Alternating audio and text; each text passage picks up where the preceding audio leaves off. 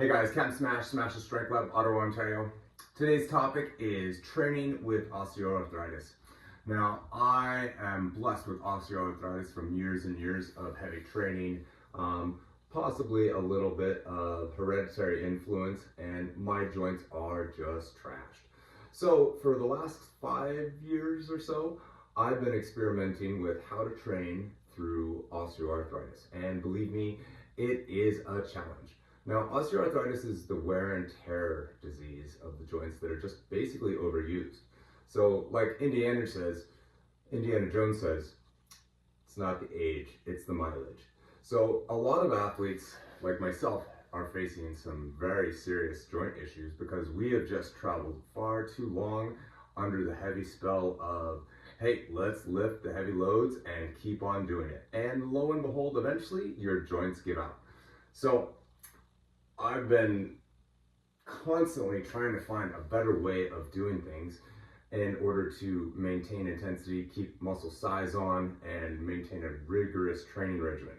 So here's one of the things that I've found, which I call the 6 steps of pain-free loading, or the hierarchy of loading. Now, in strength training, we always want to increase our load as much as humanly possible. That way we can provide the most stimulus to the muscle. So progressive overload equals muscle size increase and strength increase.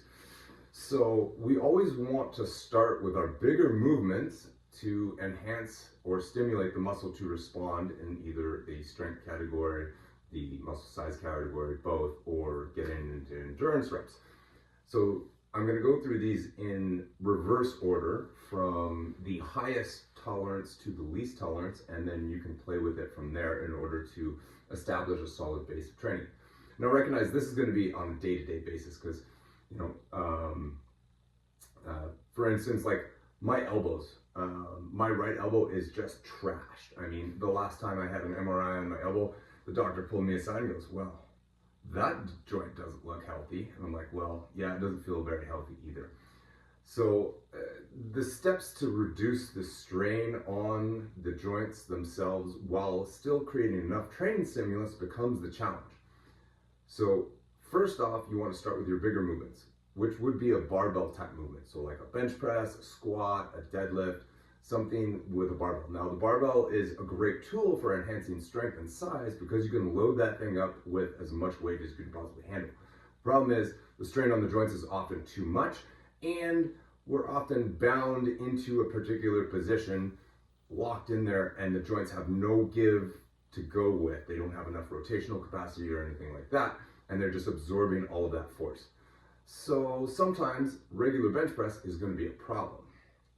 So our step down solution for that would be dumbbells. Dumbbells are your second step down.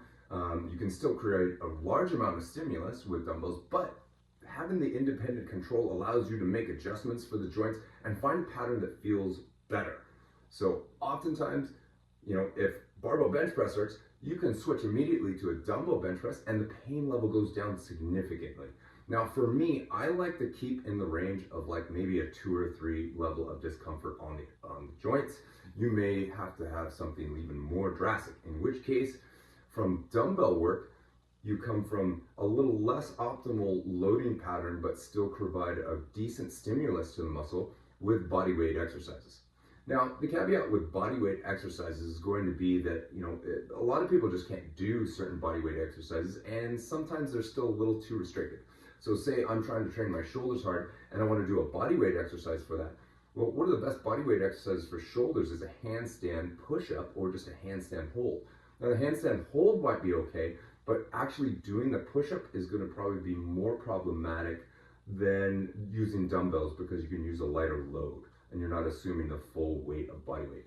So body weight's kind of in that middle category. You can test it out and see if it hurts. If it does hurt, then try a similar motion with dumbbells and go from there. Now, if the dumbbells and body weight are still hurting, above a 3 level of pain, go to cables. Cables are going to be one of your best go-to options for dealing with osteoarthritis because you can not only keep a very large amount of stimulus and place it right on the muscle mass, you also have that independent joint action that you can swivel and twist and turn a little bit to find an action that feels good on the joints, but also you're creating a lot of the same level of tension by using the cables throughout the range of motion, versus a barbell or a dumbbell are going to be adjusting due to where you are in the motion. So cables is generally always a go-to if the joints are really cranky and having a hard time.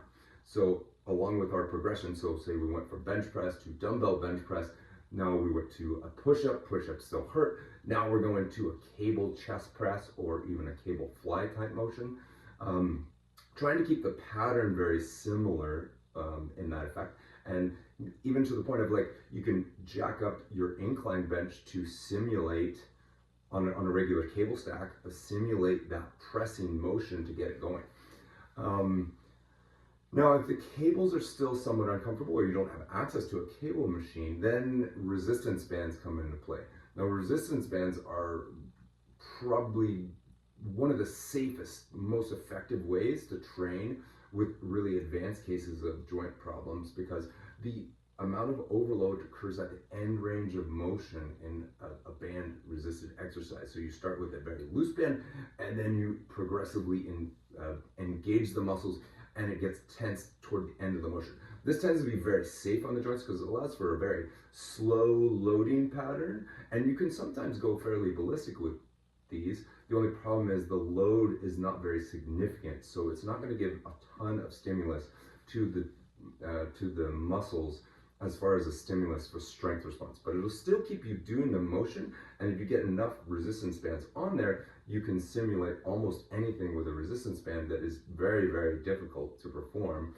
And it just keeps that joint pattern a lot safer and allows it to load up a little bit slower, so the pain level will go down significantly. Most oftentimes, if I am in a lot of pain with my elbows, I can do the like a banded chest press and it does not hurt at all. I can go as fast as I want, I can push hard bands, and it simply does not cause me any problems.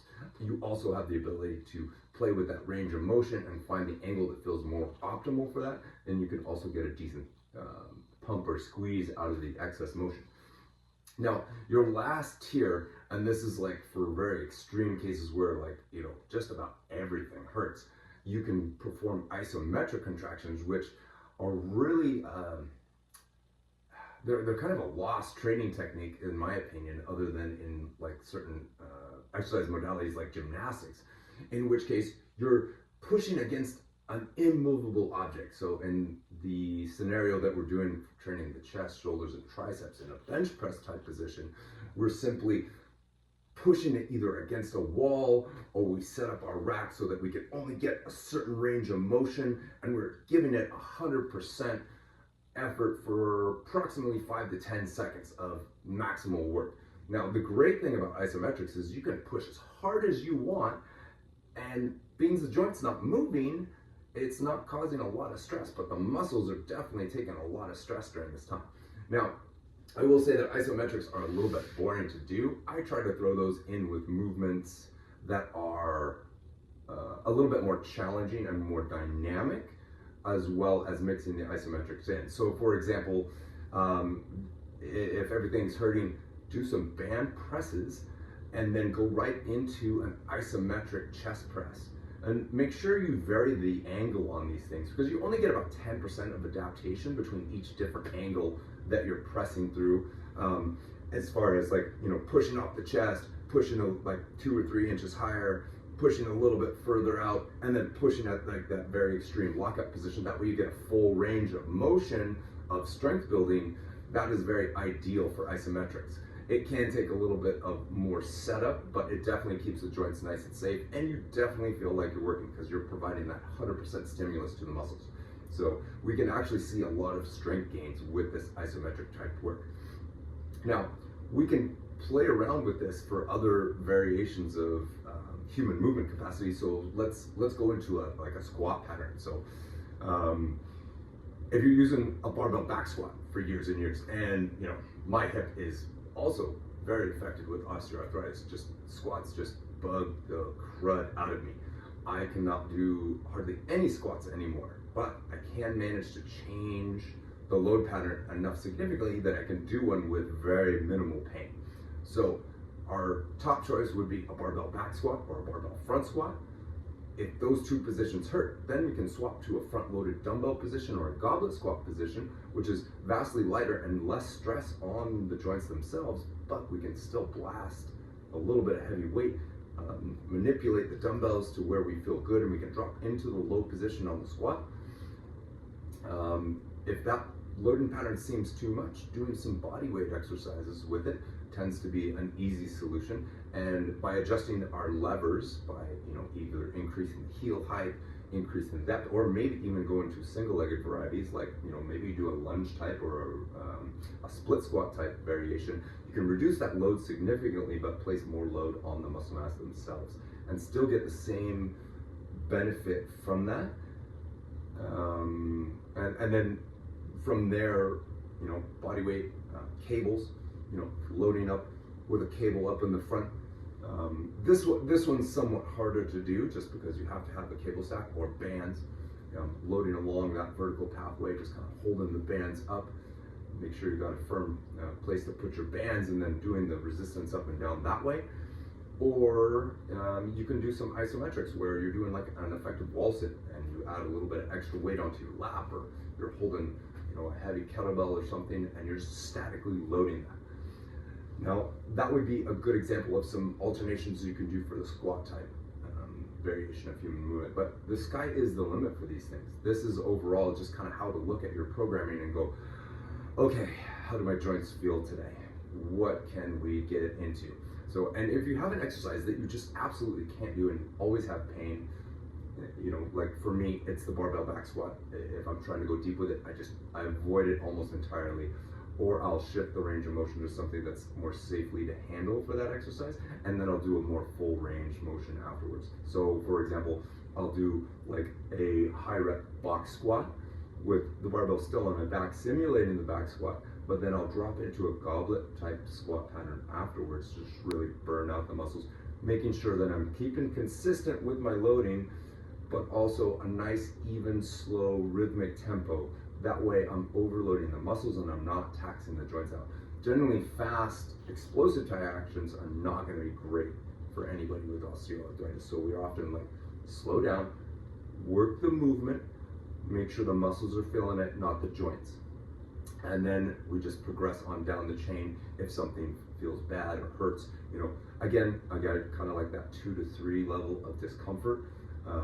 Ideally, we want 0 level of discomfort, but as we age, pretty sure most everybody that deals with osteoarthritis is going to have some form of pain throughout any range of motion that they go into. It's all about pain management and being able to control the movement patterns, load the muscles effectively to keep the strength and size on, and then be able to just feel good while moving. So that's about it on this topic. So again, start with what doesn't hurt, make adjustments, follow down the chain, and it's going to be day dependent. Some days it's going to be great, you're going to be able to do that back squat no problem, no pain, and then other days it's not going to be that great and you're going to have to shift either to a single-legged exercise that simulates the back squat or progress on down the chain to dumbbells, body weight, cables, resistance bands, and isometric holds. So if you found this useful, please give it a thumbs up and give it a like, and if somebody needs to hear it, then pass it on. Thanks so much.